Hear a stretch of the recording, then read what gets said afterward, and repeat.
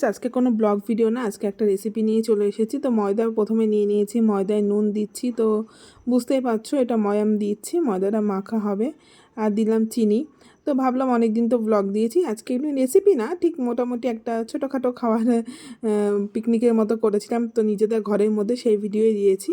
তো এর মধ্যে চিনি একটু জোয়ান দিয়ে দিলাম, আর দিয়ে দেবো সাদা তেল। তো এই দিয়ে ভালো করে আগে ময়দাটাকে মেখে নিয়েছি। তো আজকে হতে চলেছে কড়াইশুঁটি, কচুরি আর চিকেন কষা।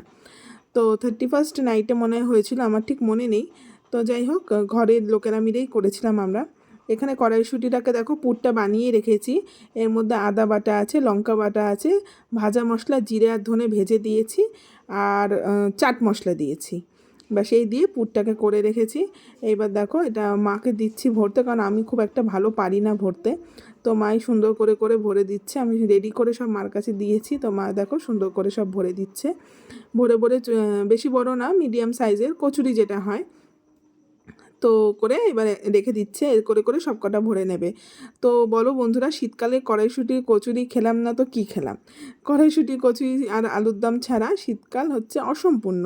তো যাই হোক, আমাদের আলুর দমটা হয়নি, তার বদলে চিকেন কষা হয়েছে।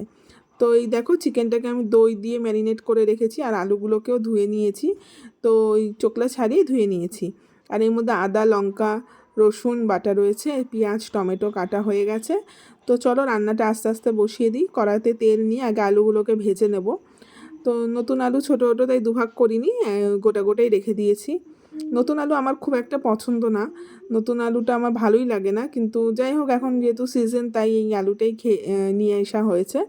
তো এই যে আলুগুলো দেখো ভাজা হয়ে গেছে। এবার কড়াইতে গোটা গরম মশলা তেজপাতা ফোড়ন দিয়ে পেঁয়াজটা লাল লাল করে ভেজে নেব। তো যেরকম নর্মালি চিকেন হয়, তো সেরকমই চিকেন হবে। তো তোমরা ভিডিওটা দেখতে থাকো, আশা করি তোমাদের খুব ভালো লাগবে।